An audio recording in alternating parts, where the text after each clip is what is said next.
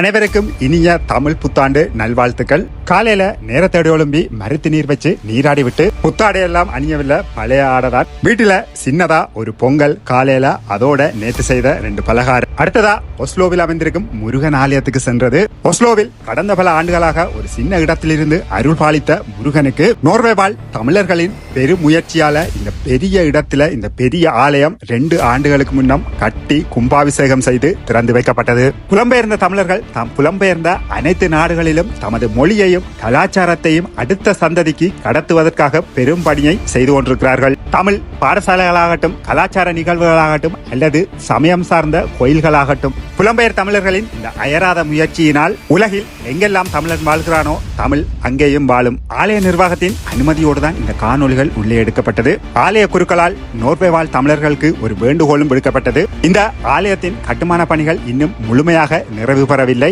ஆலயத்தின் முக்கியமான பகுதியான ஆலய கோபுரம் இன்னும் கட்டி முடிக்கப்படவில்லை. நோர்வேயின் அரசியல் கட்சிகளில் ஒன்றான தொழிலாளர் கட்சி இந்த ஆலயம் அமைவதற்கு பெரும் பங்களிப்பை செய்திருந்தது.